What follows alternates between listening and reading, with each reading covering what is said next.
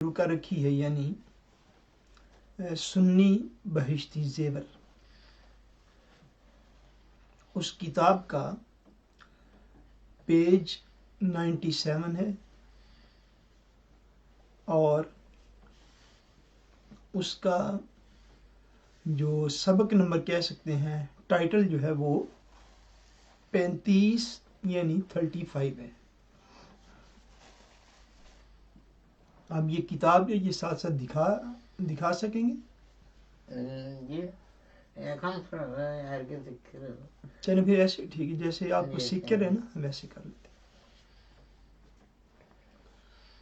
آج جو ہے وہ سبق انشاءاللہ تبارک و تعالی شروع ہو رہا ہے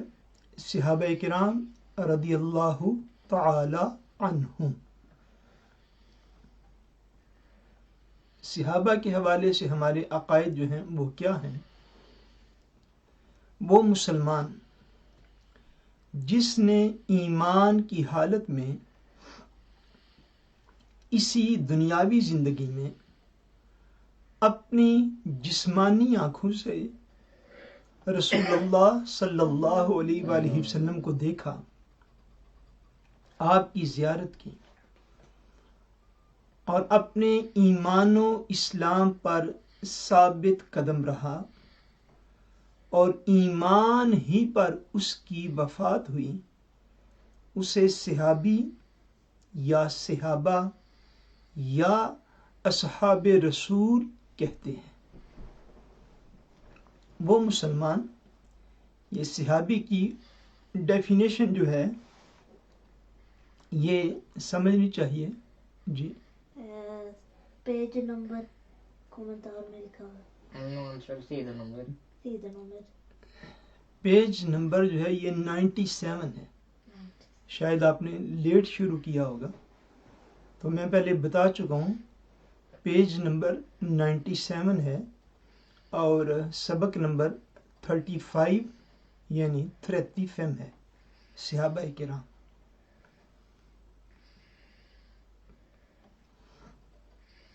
میں نے یہ عرض کیا کہ وہ مسلمان جس نے ایمان کی حالت میں اس دنیاوی زندگی میں اپنی جسمانی آنکھوں کے ساتھ رسول اللہ صلی اللہ علیہ وآلہ وسلم کو دیکھا، آپ کی صحبت حاصل کی، اپنے ایمان و اسلام پر ثابت قدم رہا اور ایمان ہی کی حالت میں ان کی وفات ہوئی، ایسے تمام لوگوں کو صحابی یا صحابہ یا اصحاب رسول صلی اللہ علیہ وآلہ وسلم کہتے ہیں۔ یا یوں کہہ لو کہ صحابی ہر وہ مسلمان ہے جو حالت اسلام میں رسول اللہ صلی اللہ علیہ وآلہ وسلم کے چہرہ خدا نما کی زیارت سے مشرف ہوا اور اسلام ہی پر دنیا سے گیا۔ یعنی صحابی وہ اس امت کے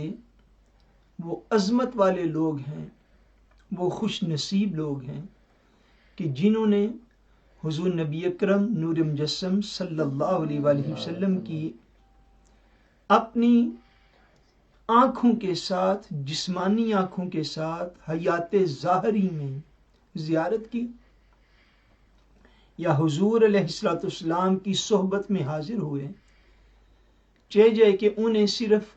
چند لمحے حضور پاک کی صحبت میں جانے کا شرف حاصل ہوا اور پھر وہ ایمان و اسلام پر ثابت قدم رہے اور اسی ایمان و اسلام پر انہوں نے وفات پائی۔ ان سارے لوگوں کو اصحاب رسول کہتے ہیں اور یہ اس امت کا سب سے بہترین، سب سے اعلیٰ اور درجہ کے اعتبار سے سب سے افضل ترین طبقہ جو ہے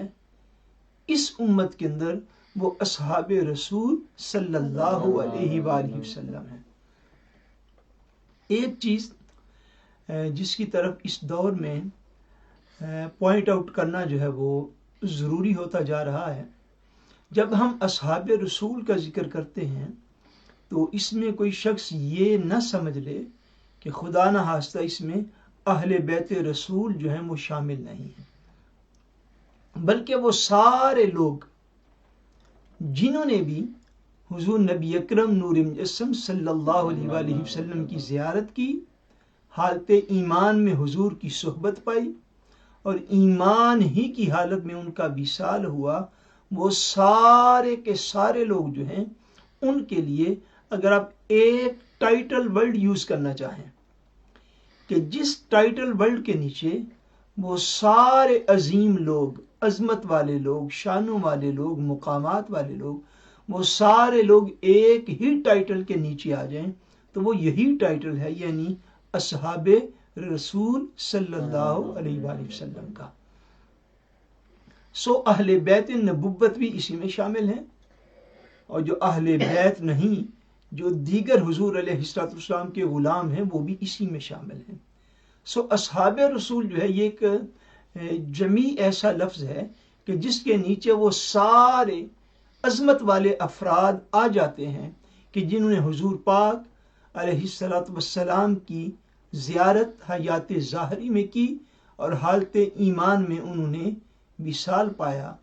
وہ ایمان جو انہوں نے حضور کی صحبت میں جا کے حاصل کیا.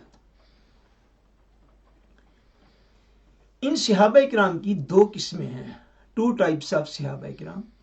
مہاجرین اور انصار. مہاجرین وہ صحابہ کرام ہیں جو مکہ معظمہ سے اپنا وطن،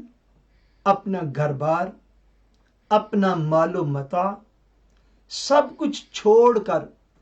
حضور کی نصرت و رفاقت میں مدینہ طیبہ ہجرت کر گئے. نصرت مدد کو کہتے ہیں اور رفاقت سنگت کو کہتے ہیں، کمپنی کو کہتے ہیں، صحبت کو کہتے ہیں. یعنی جب آپ قرآن مجید میں یہ لفظ پڑھتے ہیں مہاجرین کا، حدیث کی کتابوں میں پڑھتے ہیں یا علماء سے سنتے ہیں، سو یہ چیز ذہن نشین رہنی چاہیے کہ مہاجرین حضور علیہ السلام کے صحابہ میں وہ صحابہ ہیں کہ جنہوں نے مکہ معظمہ سے حضور علیہ السلام کے فرمان پر، حضور کی انس کے پر، اللہ تبارک و تعالیٰ کے دین کے لیے اپنا گھر بار، اپنی آل اولاد، اپنا مال و متاع سارا کچھ چھوڑ چھاڑ کے وہ مدینہ طیبہ جو ہیں وہ اپنے دین کی خاطر چلے گئے، ہجرت کر لی، مہاجر ہو گئے. اور انصار وہ صحابہ کرام ہیں جنہوں نے حضور اقدس صلی اللہ تعالی علیہ وآلہ وسلم کی محبت و حمایت میں تمام مہاجرین کو ہاتھوں ہاتھ لیا اور ہر آزمائش میں حضور اکرم صلی اللہ علیہ وآلہ وسلم کا ساتھ دیا. انصار ان صحابہ کرام کو کہتے ہیں کہ جو مدینہ منورہ کے رہائشی لوگ تھے، جنہوں نے حضور علیہ السلام کی بارگاہ اقدس میں ہجرت سے پہلے جا کے مدینہ منورہ شفٹ ہونے کی درخواست کی. آقا عالم صلی اللہ علیہ وآلہ وسلم نے ان کی درخواست کو قبول فرمایا اور حضور علیہ السلام اپنا وہ شہر جہاں حضور کا میلاد شریف ہوا تھا، جہاں جہاں پیدا ہوئے تھے، جہاں پہ حضور علیہ السلام اپنی حیات ظاہری کے ظاہری زندگی پاک کے 53 سال کم و بیش آقا عالم وہاں پر رہے تھے، 53 ایئرس. وہ سارا کچھ چھوڑ کر حضور علیہ السلام اہل مدینہ کی درخواست پر مدینہ منورہ آ گئے. یہ جو مدینہ منورہ کے صحابہ اکرام ہیں ان کو انصار صحابہ کہا جاتا ہے. اب انہوں نے حضور علیہ السلام کو دعوت دی، اپنے پاس بلایا. پھر قربان جائیے میں انصار کی وفاداری پہ کیا عرض کروں کہ یہ وہ انصار تھے کہ جن کی وفاداری اور جن کی عظمت اور جن کے مقام و مرتبہ کو واضح کرنے کے لیے رب تعالیٰ نے عرش سے اپنا کلام بھی نازل فرمایا. قرآن مجید میں کئی آیات ایسی ہیں جو کہ انصار صحابہ اکرام کی عظمتوں کو واضح کرتی ہیں. یہ ایسے میزبان رسول تھے کہ انہوں نے پھر میزبانی کا حق ادا کر دیا. انہیں جب آقا دو جہاں صلی اللہ علیہ وآلہ وسلم نے مہاجرین کو ان کے ساتھ بھائی بنایا یہ تب بھی راضی تھے. جب آقا دو جہاں نے انہیں ان لوگوں کو جہاد کے لیے کہا یہ تب بھی راضی تھے. یہ حضور علیہ السلام کے ساتھ چل پڑتے تھے چاہے کہ ان کے پاس نہ کوئی ضرورت کی چیزیں ہوتی پھر بھی چل پڑتے تھے. جو کچھ ہوتا حضور کی بارگاہ میں، جب حضور علیہ السلام اسلام کے لیے فنڈ ریزنگ کی اپیل کرتے تو جو کچھ ہوتا جتنا بن پڑتا حضور کی بارگاہ میں پیش کر دیتے تھے. انصار مدینہ کا اگر آپ تاریخی اور سیرت کے اعتبار سے اگر آپ ان کا جو ہے عظیم کردار اس کو گہرائی میں جا کر جانیں تو آپ کو پتہ چلے گا کہ اسلام کی جو خدمت، دین کی جو خدمت، آقا دو جہاں صلی اللہ علیہ وسلم کی جو نوکری اور اسلام کے ساتھ وفاداری جو انصار صحابہ کرام نے دکھائی وہ تاریخ کے ماتھے کا ایک جھومر ہے اور وہ تاریخ کی عظیم الشان ایک داستان ہے. اس لیے آقا دو عالم صلی اللہ علیہ وآلہ وسلم نے انصار کے ساتھ بغض رکھنے کو حضور پاک نے منافقت کی علامت قرار دیا. یہ حدیث پاک میں جیسے شہنشاہ ولایت باب العلم حضور سیدنا مولا علی المرتضی رضی اللہ تعالیٰ عنہ آپ کے ساتھ بغض کو آقا دو جہاں نے منافقت کی علامت قرار دیا، بعین ہی بالکل اسی طرح حضور علیہ السلام نے اپنے انصار صحابہ کرام کے ساتھ بغض، دشمنی اور ذاتی نفرت رکھنے کو حضور علیہ السلام نے منافقت کی علامت قرار دیا. بھئی یہ کیسے ہو سکتا ہے کہ ایک شخص حضور کا کلمہ گو بھی ہو اور اس کے دل میں ان لوگوں کا بغض پایا جائے جو کہ حضور کے میزبان تھے. صحابہ کرام اور اہل بیت اطہار کو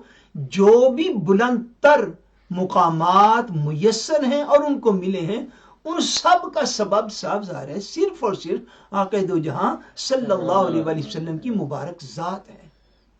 جنہوں نے حضور کے ساتھ وفا کی، حضور کے ساتھ قربانیاں دیں، حضور علیہ السلام کو ویلکم کیا، حضور علیہ السلام کو اپنے ہاں دعوت دی، حضور کے میزبان کہلائے. اب بھائی ساری باتیں ہیں تو حضور کی وجہ سے،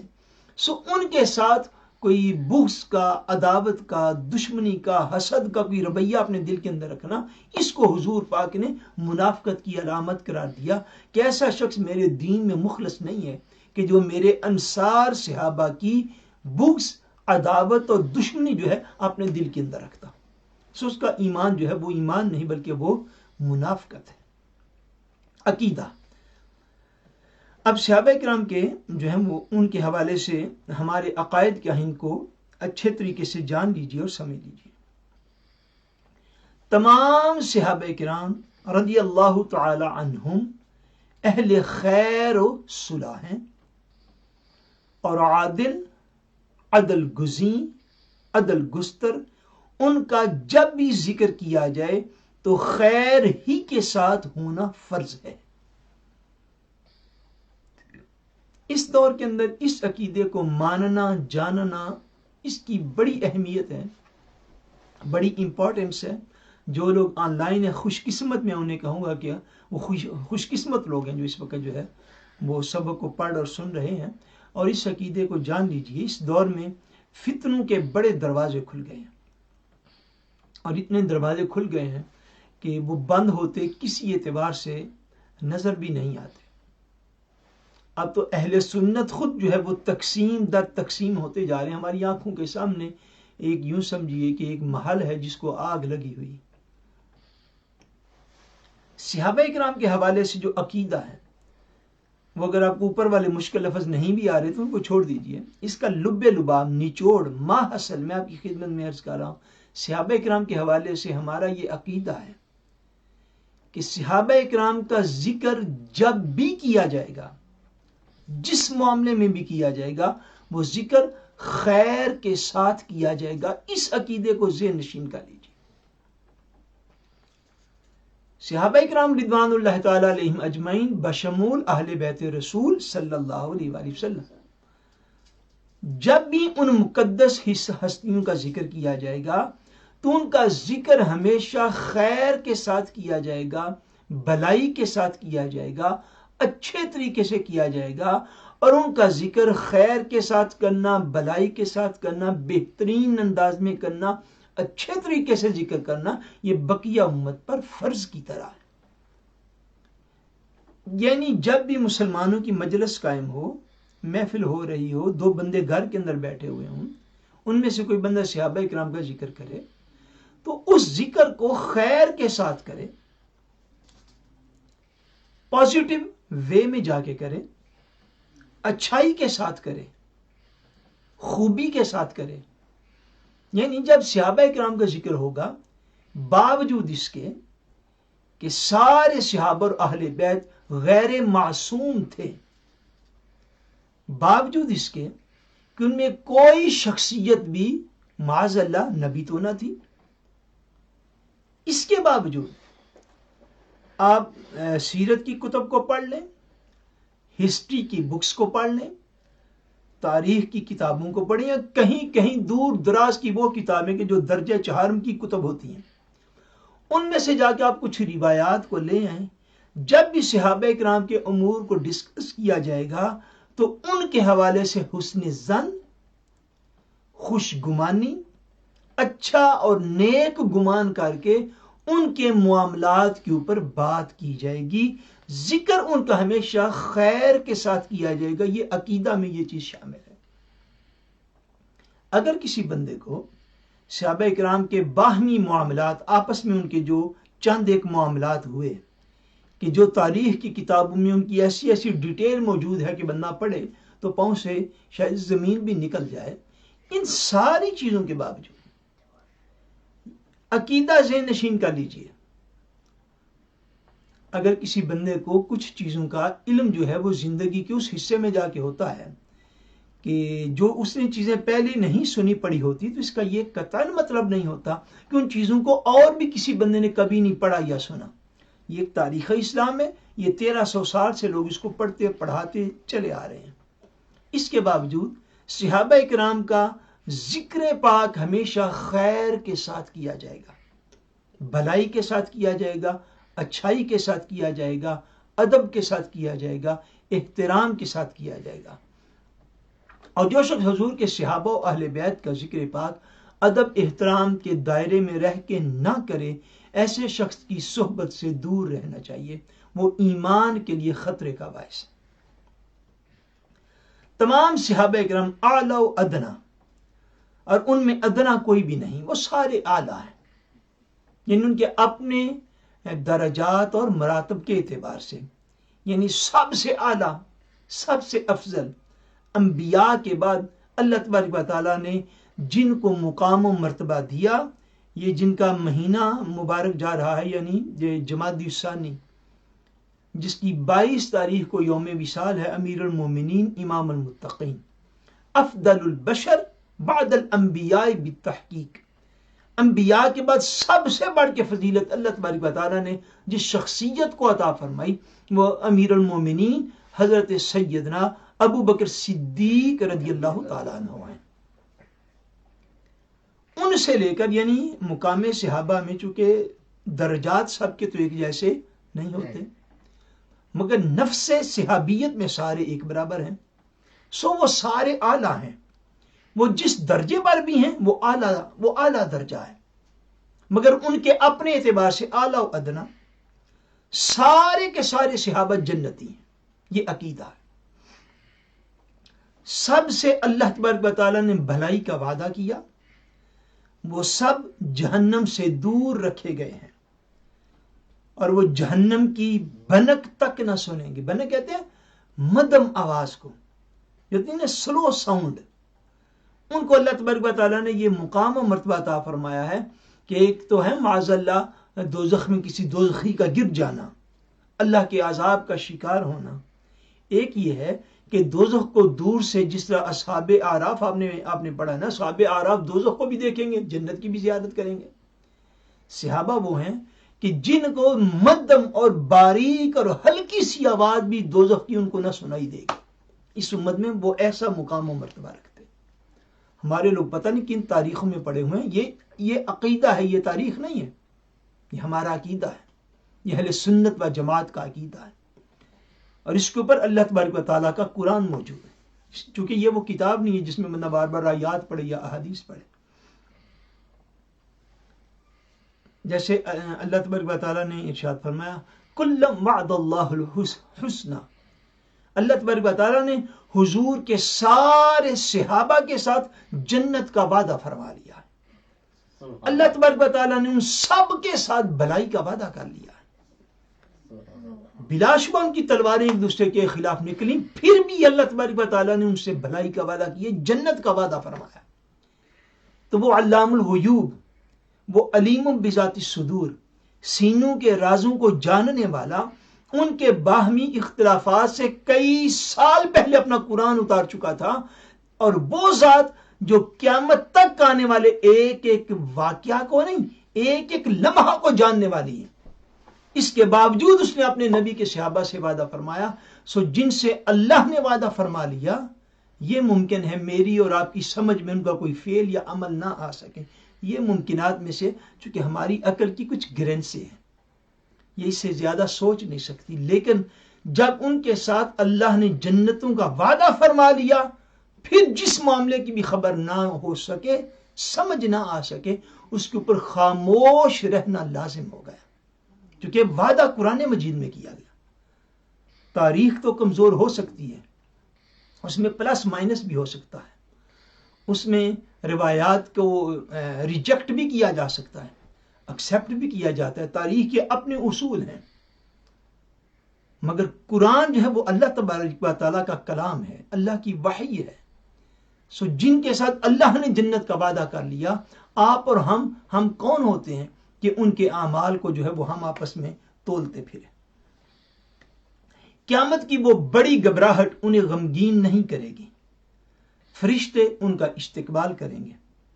یہ کہتے ہوئے کہ یہ ہے تمہارا وہ دن جس کا تم سے وعدہ کیا گیا تھا۔ رسول اللہ صلی اللہ علیہ وآلہ وسلم کے ہر صحابی کی یہ شان اللہ عز و جل خود بتاتا ہے، اور کتب احادیث تو ان کے فضائل سے مالا مال ہیں، ان کی قدر و منزلت وہی خوب جانتا ہے جو سید المرسلین صلی اللہ علیہ وآلہ وسلم کی عزت و رفعت سے آگاہ ہے۔ سو جو حضور علیہ السلام کے مقام و مرتبہ کی عظمت سے آگاہ ہے، وہی حضور کے اصحاب و اولاد کی عظمت سے بھی آگاہ ہے، کیونکہ یہ پکی اور پختہ بات ہے کہ اس امت میں کیا، جو اس نبی مکرم کو ماننے والے نہیں ہیں، اس کائنات میں جس کو جو کچھ ملا ہے وہ حضور کی نسبت کی وجہ سے ملا ہے، تو اصحاب اور اہل بیت کا تو مقام و مرتبہ ہی بڑا اونچا ہے۔ اس لیے رسول اللہ صلی اللہ علیہ وآلہ وسلم نے ارشاد فرمایا، اب یہ حدیث پاک ہے، حدیث اور تاریخ کو کبھی بھی مقابلتاً پیش نہیں کیا جا سکتا، ذہن نشین کر لیجیے یہ بات، چونکہ تاریخ جو ہے وہ مورخ کی اپنی ریسرچ ورک ہے، وہ مورخ بے شک بڑا اعلیٰ پائے کا عالم دین کیوں نہ ہو، وہ بڑا ایمان والا کیوں نہ ہو، وہ بڑا متقی، بڑا صالح، حتیٰ کہ اللہ کا ولی ہی کیوں نہ ہو، مگر اس کی کسی بھی ریسرچ پیپر کو حضور کے فرمان کے سامنے نہیں پیش کیا جا سکتا۔ یہی عقیدہ ہے جس کو اس دور میں سمجھنے کی ضرورت ہے۔ اب حدیث رسول کو پڑھیے۔ حضور علیہ السلام نے ارشاد فرمایا، خدا سے ڈرو، خدا سے ڈرو، میرے اصحاب کے حق میں میرے بعد انہیں نشانہ نہ بنا لینا۔ یہ حضور نے فرمایا کہ جب میں دنیا سے پردہ کر جاؤں تو ان کے کسی اعمال اور ان کے آپس کے باہمی کچھ اختلافات کے باعث اس ریزن اور سبب سے ان کو موضوع گفتگو نہ بنا لینا، ان کو نشانہ نہ بنا لینا کہ سالگرہ کی تقریب میں بھی بیٹھو تو پھر بھی جنگ صفین میں کیا ہوا تھا، شادی بیاہ پہ بیٹھو پھر بھی جنگ صفین میں کیا ہوا تھا، جب تم کسی فاتحہ پہ بیٹھو، تیجے 10ویں 40ویں پہ بیٹھو پھر بھی وہیں سے بولو جی جنگ جمل میں یہ ہو گیا تھا۔ اللہ کے بندو، تمہیں تاریخ کی کتابیں تو نظر آتی ہیں، کیا جس نبی کا کلمہ پڑھا ہے کہ اس کا فرمان عالی شان نظر نہیں آتا؟ حضور نے کیا فرمایا؟ حضور نے یہ فرمایا کہ میرے بعد میرے صحابہ کو نشانہ نہ بنا لینا،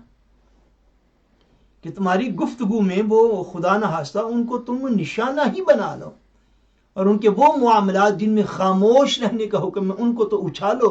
مگر ان کی سیرت کے وہ واقعات جن کو عملی طور پر پریکٹیکلی طور پر اپنانے کی ضرورت ہے، وہاں پہ تمہارا عمل دیکھو تو پتہ ہی نہ چلے کہ یہ ان صحابہ کے بعد کلمہ گو لوگ ہیں۔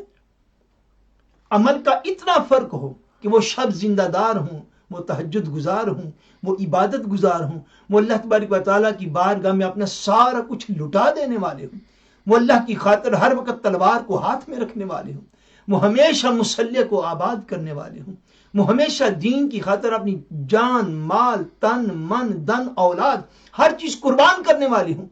عمل کے میدان میں تو تم ان سے بالکل پتہ ہی نہ چلے کہ وہ پہلے کلمہ گو تھے اور آج والے بعد والے کلمہ گو ہیں، اور رہ گئے ان کے آپس کے معاملات، ان میں تمہاری زبانیں گفتگو کرتے ہی نہ تھکیں۔ فرمایا میرے بعد انہیں نشانہ نہ بنا لینا، جو انہیں دوست رکھتا ہے وہ میری محبت سے انہیں دوست رکھتا ہے۔ سبحان اللہ، حضور نے کیا ارشاد فرمایا کہ وہ جو انہیں دوست رکھتا ہے، وہ جو ان کا ادب کرتا ہے، وہ جو ان کا احترام کرتا ہے، وہ اس وجہ سے کرتا ہے کہ وہ سمجھتا ہے یہ میرے رسول کے صحابہ ہیں جن کا ہم نے کلمہ پڑھا ہے۔ فرمایا خدا نخواستہ جو ان کا دشمن ہے میری عداوت سے ان کا دشمن ہے۔ مراد یہ فرمایا کہ ان کی بے ادبی جو ہے وہ ان تک محدود نہیں رہے گی، اس لیے کہ اس شخص کو پتہ ہی نہیں کہ یہ اصحاب کس کے ہیں، اس لیے تم ان سے دشمنی کر رہا ہے، معاذ اللہ، اس لیے تم ان کی بے ادبی کر رہا ہے۔ فرمایا میری عداوت سے ان کا دشمن ہے، جس نے انہیں ایذا دی یعنی تکلیف دی۔ حضور پاک فرماتے اس نے مجھے تکلیف دی، اللہ اکبر، اور جس نے مجھے ایذا دی، تکلیف دی، اس نے اللہ تبارک و تعالیٰ کو ایذا دی، اور جس نے اللہ تبارک و تعالیٰ کو ایذا دی قریب ہے کہ اللہ تبارک و تعالیٰ اس کو گرفتار کر لے گا، اپنے عذاب میں مبتلا کر دے گا، اور دنیا میں بڑا عذاب جو ہے وہ ہدایت کا چھن جانا ہے اور گمراہی کے رستوں پر چل پڑنا ہے، اس سے بڑا کوئی عذاب نہیں جو اس دنیا میں کسی کو دیا جائے۔ یہ جامع ترمذی شریف کی حدیث ہے جو کہ سیاہ ستہ میں سے ایک اہم ترین کتاب ہے۔ عقیدہ، کسی بھی صحابی کے ساتھ سوء عقیدت یعنی بد عقیدگی رکھنا بد مذہبی اور گمراہی اور جہنم کی روح سیاہی ہے، کہ وہ حضور اقدس صلی اللہ علیہ وسلم کے ساتھ بغض ہے۔ حضور کے صحابہ اور اہل بیت کے ساتھ بغض رکھنا یہ حضور کے ساتھ بغض رکھنا ہے، اور حضور کے صحابہ اور اہل بیت اطہار کا ادب، احترام اور محبت رکھنا دل میں، یہی حضور کی محبت رکھنا ہے۔ ایسے بندے کا جس کو حضور پاک کے کسی بھی صحابی کے ساتھ جو سوء عقیدت رکھتا ہے، ان کے حوالے سے بد عقیدگی رکھتا ہے، ان کی بے ادبی، ان کی توہین یا ان کی گستاخی کرتا ہے، جو کہ قدم قدم پہ آج آپ کو بندے مل جائیں گے۔ اللہ تعالیٰ ہمیں ہر بد عقیدگی سے محفوظ فرمائے، لیکن بڑا عجیب دور آ گیا دینی اعتبار سے، تو اس کی ایک ایک بات بیان کروں تو کلیجہ منہ کو آتا ہے۔ بہرحال جو شخص، یہ ذہن نشین کر لیجیے، حضور علیہ السلام کے کسی بھی صحابی کی بے ادبی، گستاخی اور توہین کرنے والا ہے اور اس کو اپنا عقیدہ بنا لینے والا ہے، اور ایسا نہیں ہے ہم کوئی ہوائی باتیں کر رہے ہیں، اب تو دنیا میں قدم قدم پر وہ لوگ موجود ہیں۔ ایسے بندے کا شمار رافضیوں میں ہوگا، اہل سنت میں اس بندے کا شمار نہیں ہو سکتا، اگرچہ چاروں خلفاء کو مانے اور اپنے آپ کو اپنی زبان سے سنی کہتا بھی رہے۔ اب اہل سنت کی بڑی اقسام ہو گئی ہیں، یہ میں درد دل سے بات کرتا ہوں، بڑے دکھی دل کے ساتھ، اور وہ اپنے آپ کو ڈٹائی کے ساتھ اہل سنت بھی کہتے ہیں، اور صحابہ کرام میں سے چند کی توہین اور بے ادبی جو ہے وہ کرنا وہ اپنی دینی ایمانی ذمہ داری سمجھتے ہیں، ادب کرنا نہیں اب وہ ذمہ داری سمجھتے ہیں۔ یا جن معاملات کی تمہیں اللہ کے بندوں پراپر سمجھ ہی نہیں آ سکتی، ان کے اوپر خاموش رہنا بھی اپنی ذمہ داری نہیں سمجھتے، بے ادبی کرنا ذمہ داری سمجھتے۔ جو شخص صحابہ کرام میں سے کسی ایک کا بھی بے ادب ہوا، گستاخ ہوا، توہین کرنے والا ہوا، ذہن نشین کر لیجئے یہ بات کہ اس شخص کا اہل سنت کے ساتھ کوئی تعلق نہ ہوگا۔ اگرچہ زبانی کلام میں اپنے آپ کو گیا ہے میں بھی سنی ہوں جی ہے، اسی بھی اہل سنت و جماعت ہوں، میں جی چاروں خلفاء کو مانتا ہوں۔ عقیدہ، صحابہ کرام رضوان اللہ تعالی علیہم اجمعین کے مابین جو واقعات رونما ہوئے ان میں پڑھنا حرام، حرام، سخت حرام ہے۔ یہ چیزیں نشین کر لیجیے۔ اور یہ عقیدہ میں سے عقیدہ، میں عرض کر رہا ہوں نا کہ یہ کوئی تاریخ کی کتاب کی وہ کوئی روایت نہیں ہے جو ایک کتاب میں ملے تو 10 کتابوں میں ملے ہی نہ۔ عقیدہ جب قائم کیا جاتا ہے تو قرآن و حدیث کی سارا جو نچوڑ ہوتا ہے اس کا مطالعہ اور ما حاصل کر کے اس کا عقیدہ بیان کیا جاتا ہے۔ تاریخ پڑھ کے اسلام کا کوئی عقیدہ قائم نہیں کیا جاتا۔ صحابہ کرام کے آپس کے اندر جو اختلافی معاملات ہوئے یاد رکھ لیجئے، ان میں پڑھنا،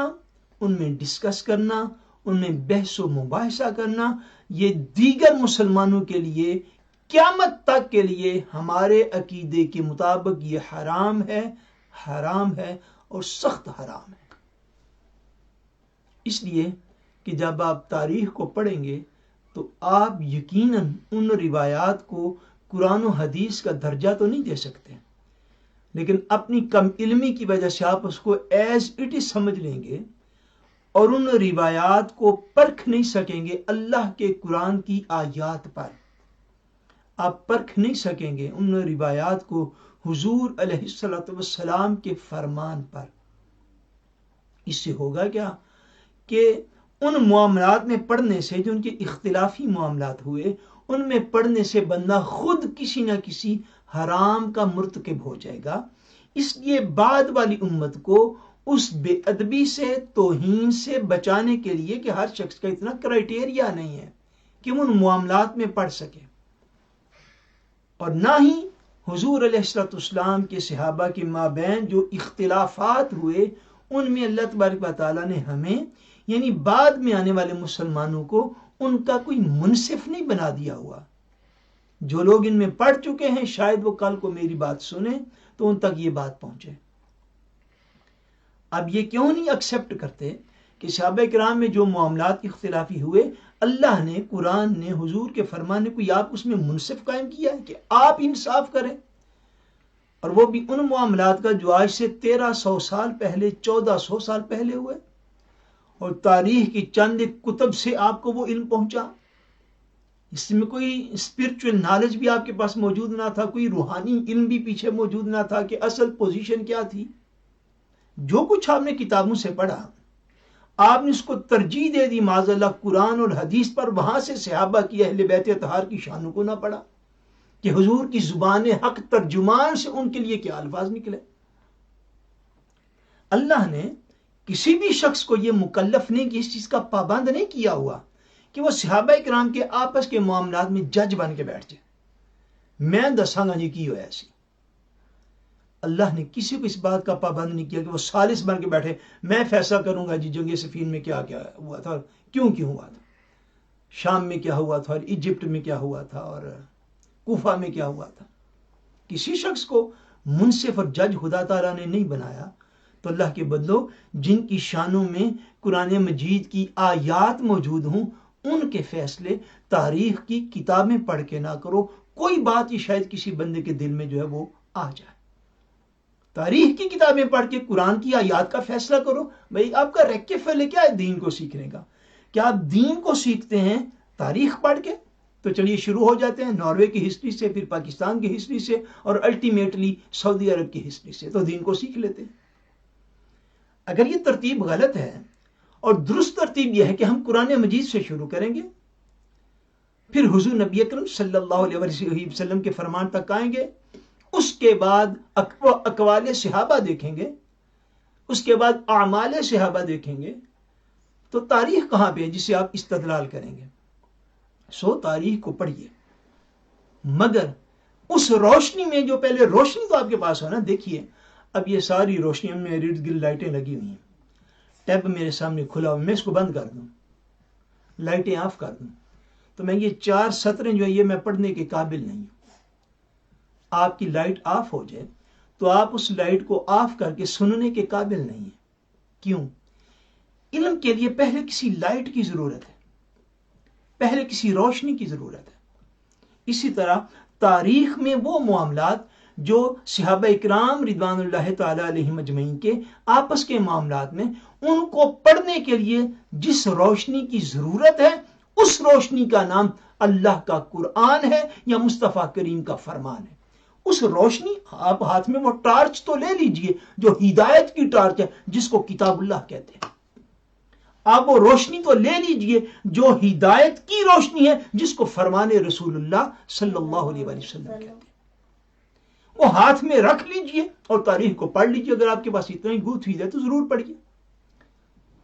لیکن یہ چیزیں نشین کر لیجئے کہ صحابہ کرام رضوان اللہ تعالی علیہم اجمعین کے جو ذاتی آپس میں اختلافات ہیں ان میں پڑھنا حرام, سخت حرام ہے.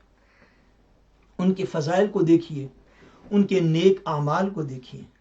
اور ان کی ان عظیم شانوں کو دیکھیے جو اللہ نے اپنے کلام میں اتاری, جو حضور علیہ السلام نے اپنے فرمان سے امت کو واضح کر دی. مسلمانوں کو تو یہ دیکھنا چاہیے کہ وہ سب حضرات آقا دو عالم صلی اللہ علیہ وآلہ وسلم کے جانثار اور سچے غلام ہیں. ہم ان کا فیصلہ کرنے والے کون ہوتے ہیں؟ جو بات پہلے میں نے عرض کر دی. ہمیں تو یہ دیکھنا ہے کہ وہ سارے کے سارے حضور علیہ السلام کے وفادار ہیں, وہ سارے کے سارے حضور علیہ السلام کے جانثار ہیں,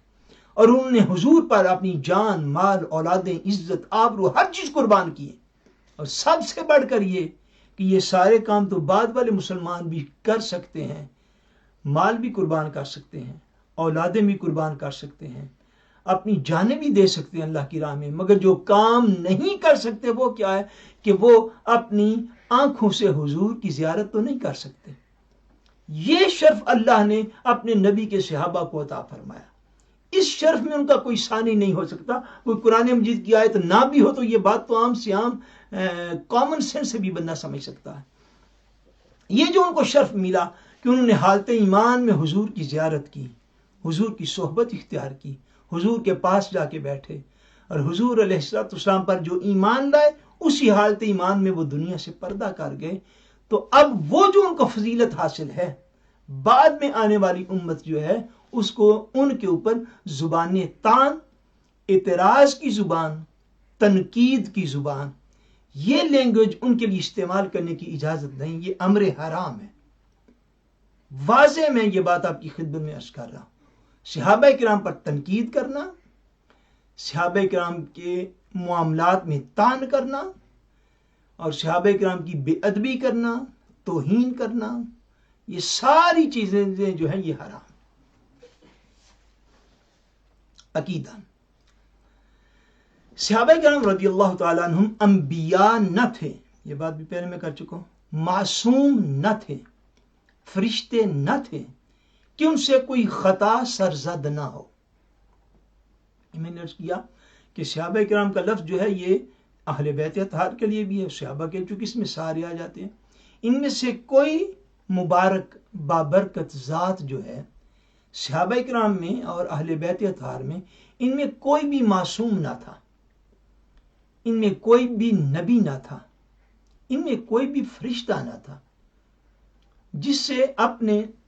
فکر کی, ذہن نشین کر لیجیے, اپنا ڈیسیژن لینے کی غلطی بھی نہیں ہوتی, اور جو خطاؤں سے, ہر قسم کی خطاؤں سے مبرہ ہوتے ہیں وہ معصوم ہوتے ہیں. اور وہ معصوم ذات انسانوں میں اگر کوئی وہ مبارک ذاتیں ہیں تو وہ انبیاء کرام ہیں, اور غیر انسانوں میں اگر کوئی معصوم ہے تو وہ اللہ تبارک و تعالیٰ کے فرشتے اور ملائکہ ہیں. جب ہم یہ کہتے ہیں کہ معصوم کون ہے تو معصوم جو ہیں یہ 2 طبقات ہیں. انسانوں میں صرف اور صرف انبیاء کرام علیہم السلام, اور غیر انسانوں میں جو ہے وہ اللہ تبارک و تعالیٰ کے فرشتے. یہ دو طبقات جو ہیں یہ معصوم ہیں اہل سنت کے نزدیک. ان کے علاوہ جو ہے وہ کبار صحابہ کرام اور اہل بیت اطہار جو ہیں وہ محفوظ مانے جاتے ہیں. میں کہ اس کی ڈیٹیل اور تفصیل بھی جو ہے وہ انشاءاللہ سوشل میڈیا پہ کبھی دے دوں گا تاکہ عام لوگوں کو بھی ان باتوں کا اندازہ ہو سکے. کہ وہ نہ تو انبیاء تھے، نہ معصوم تھے، نہ فرشتے تھے کہ ان سے کوئی خطا اور غلطی سرزد نہ ہو. ان میں سے بعض سے لغزشیں بھی صادر ہوئیں، یعنی غلطیاں بھی ان سے صادر ہوئیں، مگر وہ کسی نہ کسی غلط فہمی کے تحت ہوئیں، انادن نہ مقصدن. ان کے درمیان جو آپس کے معاملات میں غلط فہمیاں ہوئیں، وہ جو معاملات ہوئے وہ کسی نہ کسی مس انڈرسٹینڈنگ کا نتیجہ ہوئے. ان کو ایک دوسرے سے ذاتی شخصی اناد اور بغض نہ تھا، یعنی ان کا ارادہ و مقصد ایک دوسرے کی مخالفت کرنا نہ تھا، مگر وہ جو ظاہری طور پر مخالفت تھی وہ کسی نہ کسی غلط فہمی کا نتیجہ تھی. اور دو ہم مرتبہ انسانوں میں غلط فہمی کا ہو جانا جو ہے یہ کوئی امر بعید یا یہ کوئی مشکل چیز نہیں ہے کہ غلط فہمی جو ہے وہ کریٹ نہ ہوتی. پھر ان کے جو اسباب تھے وہ بہت بڑے بڑے اسباب ہیں. اور نفس صحابیت میں تو سارے برابر تھے، درجات سب کے الگ الگ تھے، مگر نفس صحابیت میں تو سارے صحابہ ہی تھے. اس لیے ان کے درمیان جو معاملات ہوئے وہ کسی ذاتی دشمنی، یہ چیز ذہن نشین کر لیجئے، شخصی بغض، اور ایک ہوتا ہے ایک پرسن کے ایک پرسن سے نفرت کرنا، وہ اس سبب سے نہ تھے. ان کے پیچھے اور وجوہات تھیں جو کہ تاریخ کی کتب کے اندر موجود ہے. لہٰذا ان کی کسی بات پر بھی گرفت اللہ اور اس کے رسول کے خلاف ہے کہ جب اللہ تبارک و تعالیٰ نے ان کے تمام اعمال جان کر حکم فرما دیا کہ ان سب سے ہم نے جنت بے عذاب و ثواب و کرامات بے حساب کا وعدہ فرما چکے. مراد وہی ہے کہ جب اللہ تبارک و تعالیٰ نے ان سے جنت کا وعدہ فرما لیا تو پھر کسی دوسرے کو کیا حق رہا. اور جو آج ایک ہوتا ہے نا لینز یا برلر اور گلاسز، آپ کو پتا ہے جب آپ گاڑی خریدتے ہیں نا گاڑی، تو بعض گاڑیوں میں جو ہوتے ہیں سائیڈ میرر اور جو درمیان میں لگا ہوتا ہے ایک میرر ڈرائیور کے اوپر، ایک گاڑی کے درمیان میں اور ایک سائیڈ میرر، ان دونوں میں جب بیک سائیڈ پہ آنے والی ٹریفک کو دیکھیں تو ان دونوں میں فاصلے کے اعتبار سے فرق نظر آتا ہے. مثلا سائیڈ میرر کو دیکھیں تو بعض کا جو اس کا ایکچوئل ڈسٹینس ہوتا ہے وہ درمیان والے میرر سے نظر آتا ہے، اور سائیڈ میرر جو ہوتا ہے اس میں وہ گاڑی قریب دکھائی دیتی ہے. جب آپ موبائل سے زوم کرتے ہیں تو آپ تو بڑے بڑے اچھے زوم جو ہے وہ نکل ہیں، بڑی دور ایک بندہ ہو تو وہ بھی زوم کریں تو آپ کو قریب جو ہے وہ ہوتا وہ آپ کو دکھائی دیتا ہے. یہ چیز ذہن نشین کر لیجئے کہ جب آپ نے زوم کر کے معاملات کو دیکھنا ہے، جب آپ نے قریب ہو کے معاملات کو دیکھنا ہے اور قرآن و سنت کی ہدایت کی روشنی آپ کے پاس ہے، آپ کو ہر چیز کی سمجھ آ جائے گی.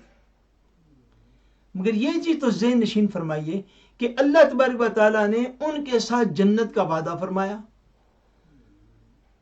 اور کس ذات نے جنت کا وعدہ فرما لیا کہ بلا حساب ان کو جنتیں عطا فرما دے گا،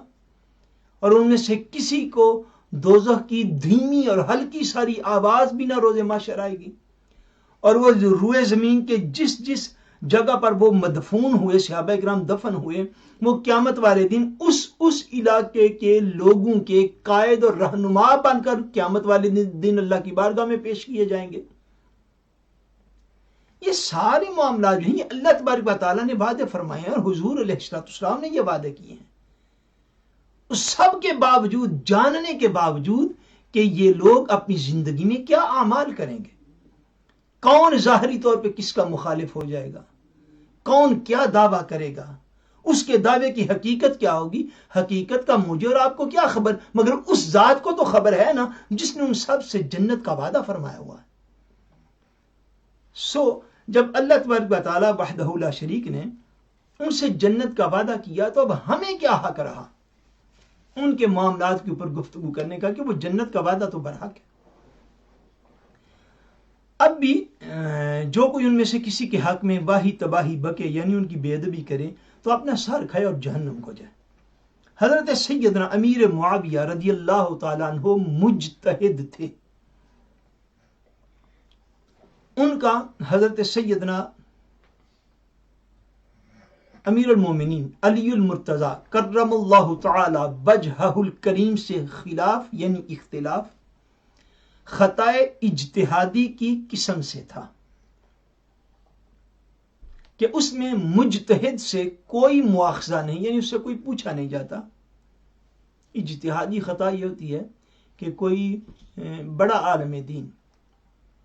جو مجتہد کے درجے کا عالم ہو وہ کسی معاملہ میں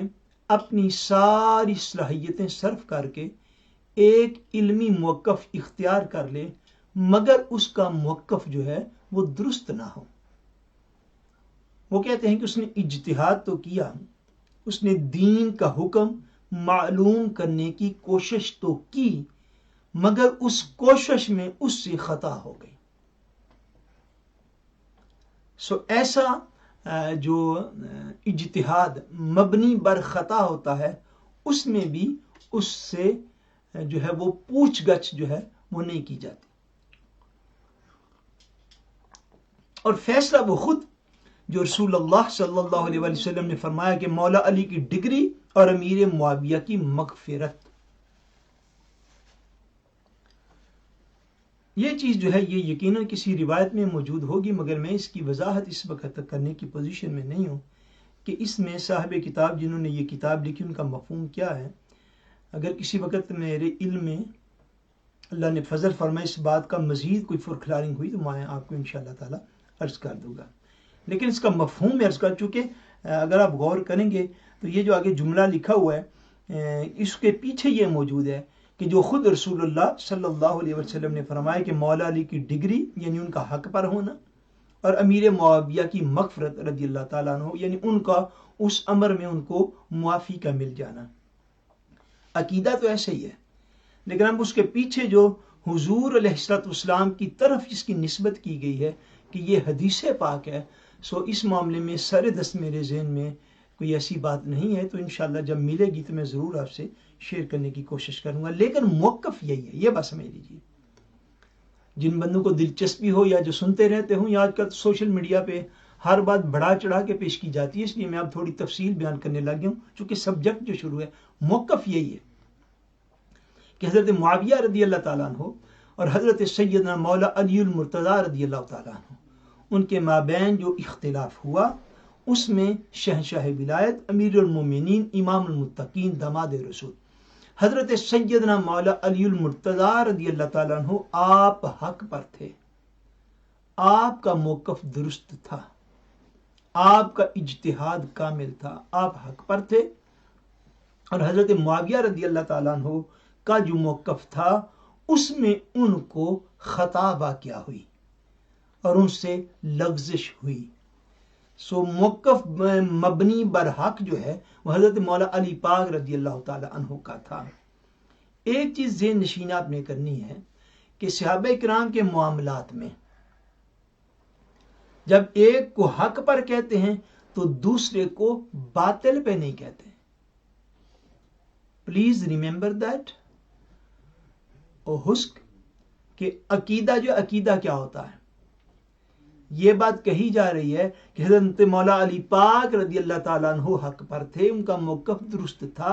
مگر حضرت معاویہ رضی اللہ تعالیٰ عنہ کا موقف ان کی خطا تھی، علمی خطا تھی، وہ جس موقف پر قائم ہوئے۔ یہ اہل سنت و جماعت کا نظریہ ہے۔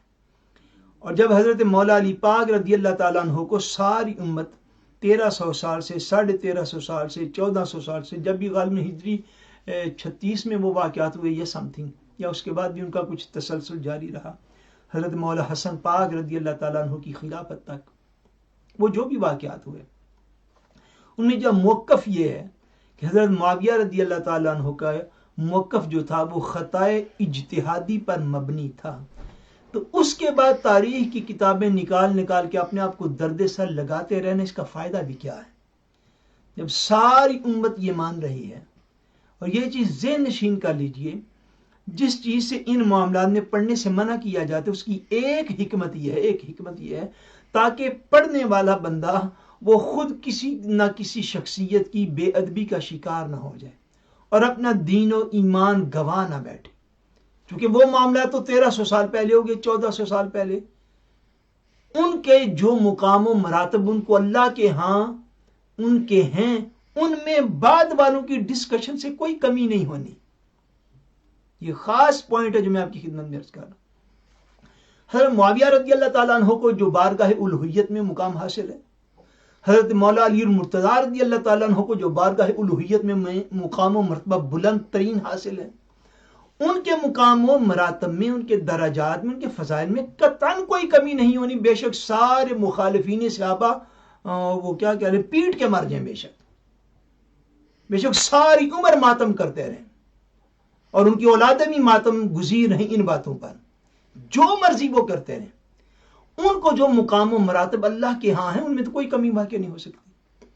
تو ان معاملات میں پڑھنا حرام اس لیے ہے کہ جو کسی بھی ایک اہل بیت رسول یا اصحاب رسول ان کی بے ادبی کی طرف نکلے گا، اس کا اپنا عقیدہ خراب ہوگا اور عاقبت اس کی خراب ہوگی. جو آج 1400 سال پہلے کے واقعات چند کتابوں سے لے کے پڑھے، عاقبت تو اس کی خراب ہونی ہے اگر یہ بیلنس نہ رکھ سکا. قبر تو اس کی تنگ ہونی ہے اگر بیلنس نہ رکھ سکا. حشر کے میدان میں تو اس کو پوچھا جانا ہے اگر یہ بیلنس نہ رکھ سکا. اس لیے ان معاملات میں پڑھنا حرام ہے کہ بعد میں آنے والے لوگ تاریخ کی کتابوں سے ججمنٹ کر کے کریں گے جو کچھ کریں گے. تو وہ کیوں کریں؟ خدا تعالیٰ نے انہیں تھوڑا اس کا مکلف کیا یا پابند کیا یا کوئی قاضی بنایا یا کوئی منصف قائم کیا یا ثالث بنایا. کیا اللہ تعالیٰ نے ڈیوٹی لگائی ہے؟ ڈیوٹی وہ ہے جو حضور علیہ السلام نے خود ارشاد فرمایا کہ میرے بعد میرے صحابہ کو نشانہ نہ بنا لینا اپنی باتوں کا، تنقید کا، تان و تشنیع کا. ایسا نہ کرنا. اور یہ جو بعض جاہل کہا کرتے ہیں کہ جب حضرت مولا علی کے ساتھ حضرت امیر معاویہ کا نام لیا جائے تو رضی اللہ تعالیٰ عنہ نہ کہا جائے، یہ محض باطل اور بے اصل ہے، اس کی کوئی اثر نہیں. قرآن کریم نے تمام صحابہ کرام کے حق میں مطلقاً رضی اللہ تعالیٰ عنہم کیا اطلاق کیا ہے، اور علماء کرام کے اسماء طیبہ، علماء کے پاک نام جو ہیں ان کے ساتھ بھی مطلقاً رضی اللہ تعالیٰ عنہم کہنے کا حکم دیا ہے. سو یہ استثناء نئی شریعت گھڑنا ہے. مراد یہ ہے کہ اگر کوئی شخص معاذ اللہ یہ خیال کر رکھتا ہو کہ حضرت مولا علی پاک رضی اللہ تعالیٰ عنہ اور حضرت معاویہ رضی اللہ تعالیٰ عنہ جب ان کا اسم گرامی اکٹھا لیا جائے دونوں شخصیات کا تو ساتھ رضی اللہ تعالیٰ عنہ نہ کہا جائے، تو اس سے مطلق جہالت والی کوئی بات نہیں. کیونکہ اس لیے اللہ تبارک و تعالیٰ وحدہ لا شریک قرآن مجید میں تمام صحابہ کرام کو جو ہے اللہ تبارک و تعالیٰ یہ بلا کسی قید کے، بلا کسی تخصیص کے سب کو رضی اللہ تعالیٰ عنہم کا لقب اور یہ شان اللہ تبارک و تعالیٰ نے عطا فرمائی. اور قیامت تک آنے والے وہ مومن جو صحابہ کرام کے رستے پر رہیں گے ان کو بھی یہ لفظ جو ہے یہ بولا جا سکتا ہے. لیکن جس طرح آپ کے علم میں ہے، کم از کم جو لوگ ہمارے پاس کئی سالوں سے بھی الحمدللہ آ رہے ہیں کہ ہمارے ہاں جو ہے وہ حفظ مراتب جو ہے اس کو ہم زیادہ امپورٹنس دیتے ہیں اور اس کو زیادہ بکتی سمجھتے ہیں کہ جس شخصیت کا جو درجہ ہے اس کے لیے جو الفاظ معروف استعمال ہوتے آ رہے ہیں تاریخ اسلام میں وہی الفاظ استعمال کیے جائیں تو وہ زیادہ بہتر ہے، تاکہ جو تقسیم ہے درجات کی اس کے مطابق آپ کی ہر بات ہو. جیسے اولیاء کرام کے لیے، علماء کے لیے رحمت اللہ تعالی علیہ کے الفاظ جو ہیں وہ بولے جاتے ہیں عام طور پر. چاہیے جائے کہ جو بڑے علماء ہیں، متقین لوگ ہیں، صالحین ہیں، اولیاء ہیں، ان کے لیے بھی رضی اللہ تعالی عنہ کا لفظ بولا جا سکتا ہے. اولیاء کے لیے زیادہ بہتر ہے کہ رحمت اللہ تعالی علیہ کے الفاظ کہے جائیں. صحابہ کرام کے لیے جمیع اہل بیت اطہار رضی اللہ تعالی عنہ کے الفاظ کہے جائیں، اور حضور نبی اکرم صلی اللہ علیہ وسلم کے علاوہ جتنے انبیاء کرام ہیں ان کے لیے علیہم السلام کے الفاظ کہے جائیں، اور آقا دو جہاں کے لیے صلی اللہ علیہ وآلہ وسلم کے الفاظ کہے جائیں، تاکہ یہ حفظ مراتب جو ہے وہ قائم رہے، کہ جو لفظ حضور علیہ السلام کے لیے بولا جاتا ہے وہ دیگر انبیاء کے لیے بھی یاد رکھیے بولنا جائز ہے۔ حضرت موسیٰ صلی اللہ علیہ وسلم بھی آپ کہہ سکتے ہیں، ذہن نشین کر لیجیے، لیکن زیادہ بہتر یہ کہ حفظ مراتب قائم رہے، تاکہ یہ پتہ چلے یہ انبیاء کا ذکر ہو رہا ہے، یہ امام الانبیاء کا ذکر ہو رہا ہے، یہ انبیاء کا ذکر ہے، یہ غیر انبیاء صحابہ اور اہل بیت کا ذکر ہو رہا ہے،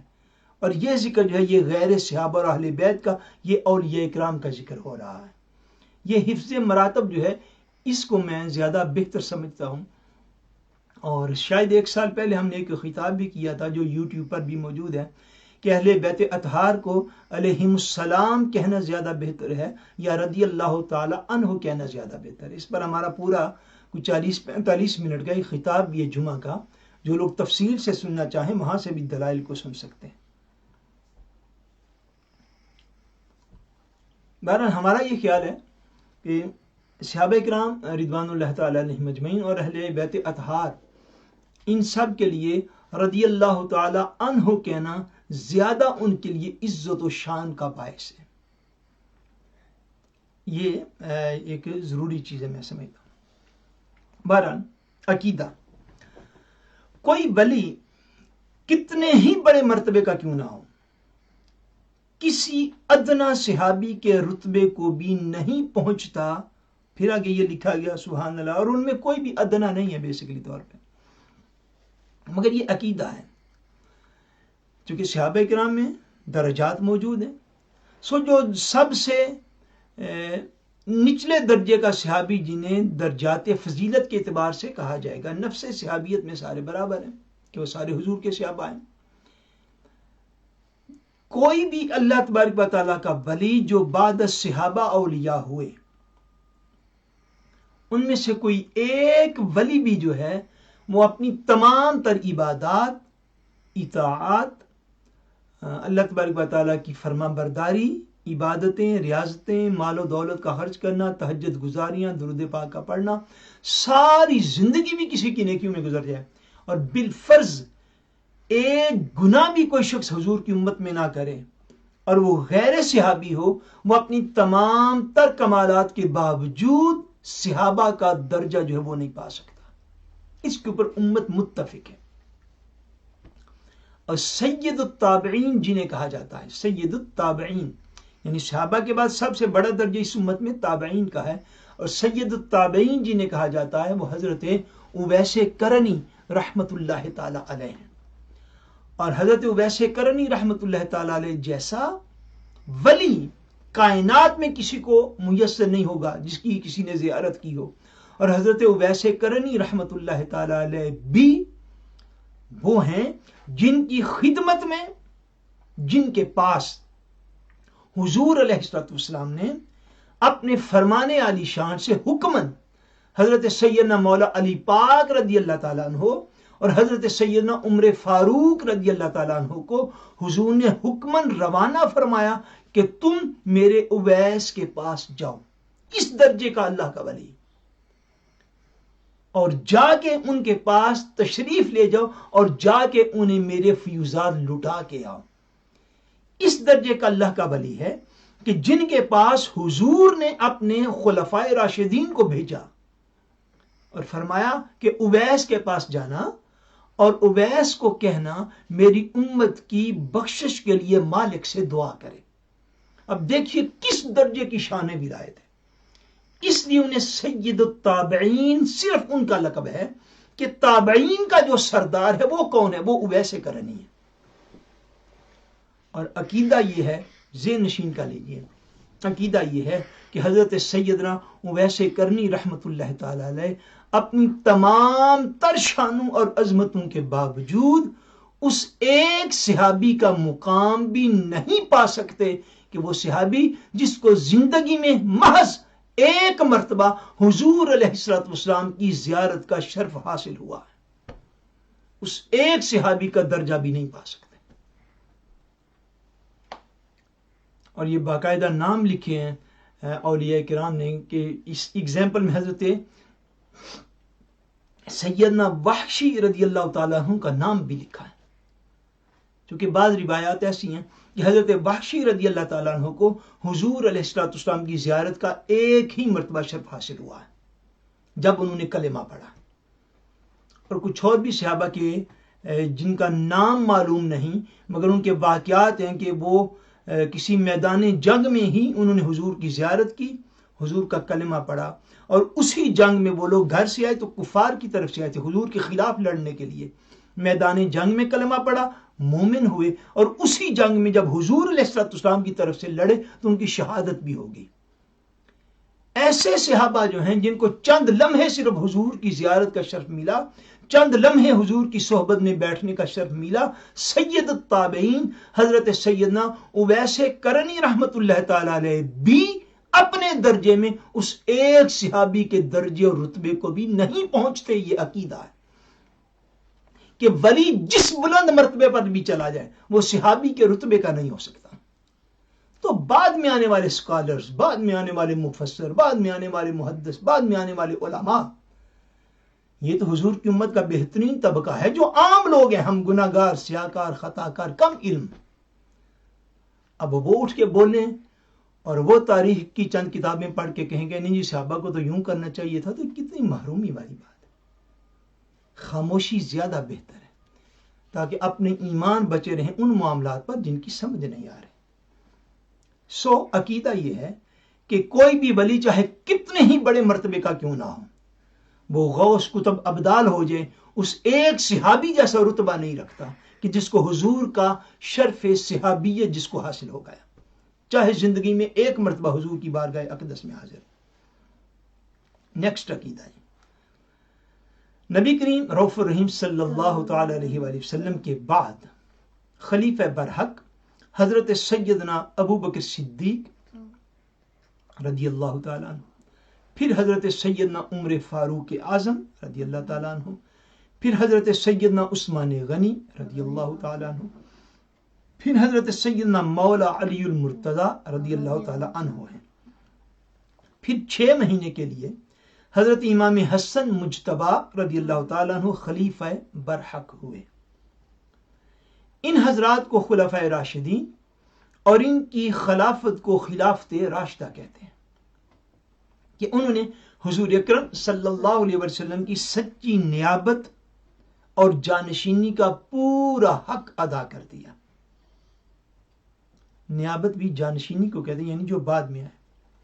جو نائب ہوا، جس کو ہم وائس کہتے ہیں انگلش میں۔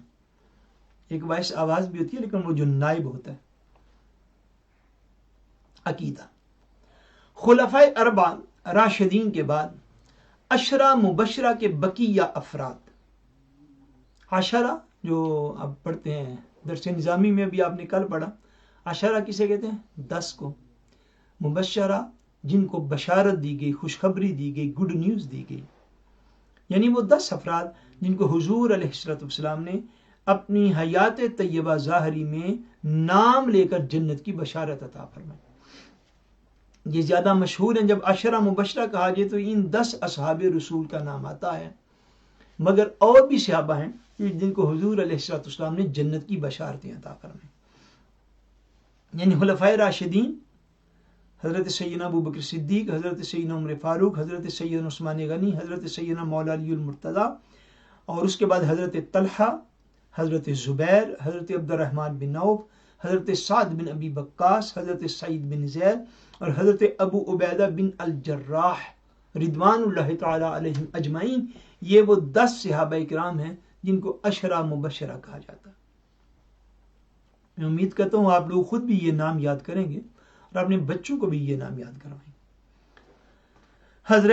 حضرات حسنین کریمین، حسنین کریمین بھی تھی، یعنی حضرت سیدنا امام حسن اور حضرت سیدنا امام حسین رضی اللہ تعالیٰ عنہما، اور اصحاب بدر اور اصحاب بیت الرضوان کے لیے افضلیت ہے۔ یعنی جو بیعت رضوان جن صحابہ نے کی، عشرہ مبشرہ کے بعد یہ افضل و اعلیٰ ہیں، اور یہ سب قطعی جنتی ہیں، یعنی فائنل یہ جنتی، چاروں خلفائے راشدین اور حضرت طلحہ وغیرہ 6 صحابہ سب مل کر عشرہ مبشرہ کہلاتے ہیں، یعنی وہ 10 صحابہ کرام جن کو جیتے جی جنت کی بشارت بھی دی اور بہشتی کہلائے، یعنی جنتی کہلائے۔ عقیدہ: حضرت معاویہ رضی اللہ تعالیٰ عنہ ذوی الاحترام عالی مقام صحابہ کرام میں شمار ہیں، اول ملوک اسلام یعنی شاہان اسلام میں پہلے بادشاہ ہیں۔ اسی کی طرف تورات مقدس میں اشارہ ہے، یہ تورات کی ایک آیت کی جو ہے یہ فورکلارنگ ہے کہ وہ نبی آخر الزمان شہنشاہ کون و مکان صلی اللہ تعالی علیہ وآلہ وسلم مکہ میں ہوگا، مدینہ کو ہجرت فرمائے گا، وَمُلْكُهُ بِالشام، اور اس کی سلطنت شام میں ہوگی۔ یہ تورات میں یہ بات حضور علیہ السلام کی شان میں موجود ہے کہ وہ آخری نبی اللہ تبارک و تعالیٰ کا وہ مکہ میں ہوگا اور مکہ سے مدینہ کو ہجرت فرمائے گا، مگر سلطنت اس کی شام میں ہوگی۔ تو امیر معاویہ رضی اللہ تعالیٰ عنہ کی اگرچہ سلطنت ہے، بادشاہت ہے، یہ بات ٹھیک ہے، مگر ہے کس کی؟ ہے محمد رسول اللہ صلی اللہ علیہ وآلہ وسلم کی ہی یہ سلطنت ہے، جو سیدنا امام حسن مجتبی رضی اللہ تعالیٰ عنہ نے ایک فوج جرار یعنی عظیم فوج کے ساتھ عین میدان میں بالقصد و بالاختیار ہتھیار رکھ دیے اور خلافت امیر معاویہ رضی اللہ تعالیٰ عنہ کے سپرد کر دی اور ان کے ہاتھ پر بیعت فرما لی۔ کہ ان کو یہ خلافت و سلطنت ملی کیسے؟ کہ حضرت سیدنا امام حسن رضی اللہ تعالیٰ عنہ نے میدان جنگ میں اپنے پورے ارادے اور اختیار کے ساتھ حضرت معاویہ رضی اللہ تعالیٰ عنہ کے خلافت ان کے سپرد کر دی اور ان کے ہاتھ پر بیعت فرما لی، اور جس کی بشارت حضور اکرم صلی اللہ علیہ وآلہ وسلم نے دی تھی اور اس صلح کو پسند فرمایا تھا۔ تو حضرت معاویہ رضی اللہ تعالیٰ عنہ پر معاذ اللہ ثم معاذ اللہ فسق وغیرہ کا طعن کرنا حقیقتاً حضرت امام حسن مجتبی رضی اللہ تعالیٰ عنہ بلکہ حضور سید عالم صلی اللہ علیہ وسلم بلکہ حضرت حق عز و جل پر طعن کرنا ہے کہ ایسا شخص ہی حقیقتاً رافضی ہے۔ کیوں؟ کہ ان کو سلطنت کے سارے امور ان کے حوالے کرنے والے حضرت سیدنا امام حسن نواسہ رسول صلی اللہ علیہ وسلم، حضرت سیدنا امام حسن مجتبی رضی اللہ تعالیٰ عنہ، آپ نے وہ سارے امور ان کے حوالے کیے، ان کے ہاتھ پر دست مبارک پر بیعت کی، اپنی خلافت جو تھی اس کو ودڈرا کر دیا، چھوڑ دیا، اور اس پر حضور نبی اکرم صلی اللہ علیہ وآلہ وسلم کی رضامندی جو ہے وہ پہلے سے موجود تھی۔ یہ حضور کی رضامندی اس میں موجود تھی کہ جب آقا نے ارشاد فرمایا تھا، جب حضرت سیدنا امام حسن مجتبی رضی اللہ تعالیٰ عنہ بھی چھوٹے بچے تھے تو حضور نے فرمایا تھا ان ابنی ھذا سید، فرمایا یہ میرا بیٹا حسن یہ سردار ہے، یہ سید ہے۔ اللہ تبارک و تعالیٰ مجھے امید ہے کہ اللہ تبارک و تعالیٰ اس کے ذریعے سے میری امت کے 2 عظیم گروہوں میں صلح کروا دے گا۔ اس صلح پر حضور علیہ السلام کی بشارت بھی موجود تھی، حضور کی خوشخبری بھی موجود تھی، اور اسی بنا پر آپ کو واضح طور پر سید اور سردار حضور نے کہا کہ سرداری جو ہے وہ دینے سے بندہ بڑا سردار ہوتا ہے، لینے سے بندہ بڑا سردار بنے یا نہ بنے، دینے والا تو بڑا سردار ہے کہ اس نے دے دی، اس نے چھوڑ دی۔ سو حضرت سیدنا امام حسن رضی اللہ تعالیٰ عنہ کو فرمایا ان ابنی ھذا سید، یہ میرا بیٹا سید ہے، اور فرمایا مجھے امید ہے کہ اللہ اس کے ذریعے سے میری امت جب کشت و خون میں غرق ہوگی، جب ہزارہ لوگوں کے سر اتر چکے ہوں گے، جب ہزارہ لوگ مسلمان ایک دوسرے کے اوپر تلواریں چلا کے شہید ہو چکے ہوں گے، جب امت کے اندر افراتفری کا ایک بازار گرم ہوگا، اس وقت میرا یہ بیٹا آگے بڑھے گا اور میری امت میں ایسا یہ سردار بنے گا کہ یہ خلافت دے کر بھی سردار کا سردار رہے گا، یہ پھر بھی سردار ہوگا کہ اس نے خلافت دے دی تاکہ حضور علیہ السلام کی امت جو ہے وہ ایک پلیٹ فارم پر جمع ہو جائے، ایک پلیٹ فارم پر اکٹھی ہو جائے۔ سو اس صلح پر حضور علیہ السلام کی بشارت بھی موجود تھی۔ سو جنہوں نے اپنے ہاتھ سے دی وہ حضور کے نواسے تھے، اور دینے پر حضور کی خوشخبری بھی موجود تھی۔ سو یہ سارے امور جو ہیں وہ جس طرح طے ہوئے، اس میں اب بعد میں صحابہ کرام پر معاذ اللہ سخت الفاظ بولنا، جو اس کتاب میں جیسے لکھے ہوئے ہیں، معاذ اللہ فسق وغیرہ کے الفاظ بولنا، یہ وہ ہیں کہ جو صحابہ کرام کی کھلی ہوئی اور واضح بے ادبی ہے اور واضح توہین ہے، اور ہم ہر ایسے شخص کی صحبت سے اللہ کی پناہ چاہتے ہیں، ہر ایسے شخص کے علم سے ہم اللہ کی پناہ چاہتے ہیں، ہر ایسے شخص کی تقریر اور تحریر سے ہم اللہ کی پناہ چاہتے ہیں کہ جس شخص کی تقریر، جس شخص کی تحریر، جس شخص کی گفتگو جو ہے اس میں حضور علیہ السلام کے صحابہ اور اہل بیت اطہار کا ادب و احترام موجود نہ ہو۔ یہ واضح اور کھلا ایک گمراہی کا رستہ ہے۔ اور اس دور میں جیسے جیسے سوشل میڈیا عام ہوا، اب تو عقائد کتابوں کے اندر ڈھکے چھپے نہیں رہے، اب تو ہر آئے دن کوئی نہ کوئی بندہ تاریخ کی کوئی کتاب لے کے اٹھتا ہے اور کوئی صحابہ کرام پر زبان تان دراز کر رہا ہوتا ہے۔ اور بدقسمتی سے میں آپ کو صرف آگاہ کرنے کے لیے، اویئر کرنے کے لیے، پہلے یہ جو سارا طبقہ تھا، اب میں نام اگر نہ بھی لوں گا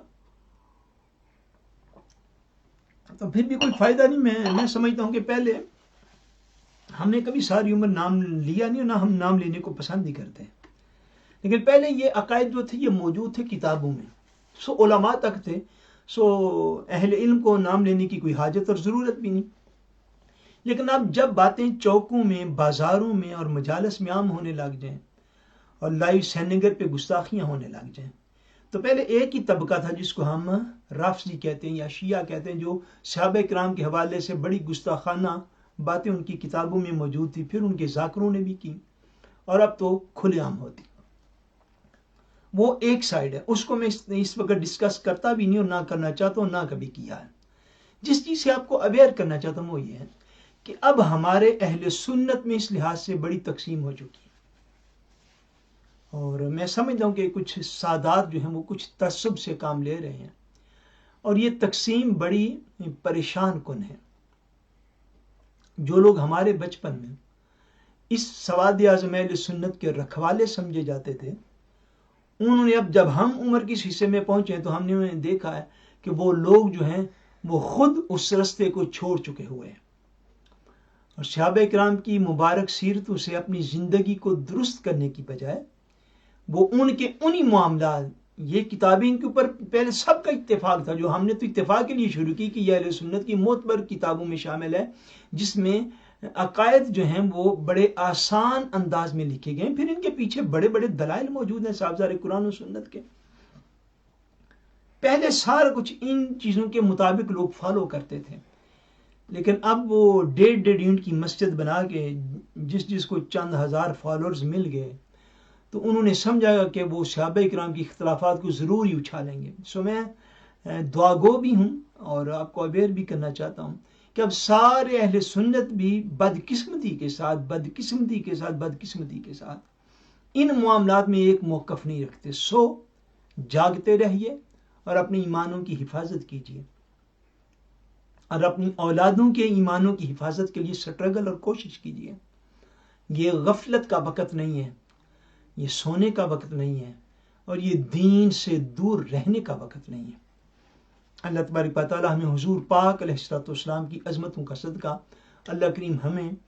اور ہماری اولادوں کے ایمانوں کی حفاظت فرمائے، اور ہمیں اپنے حضور پاک کے اصحاب اور اہل بیت اطہار ان کی محبت و ادب میں رکھیں۔ آمین۔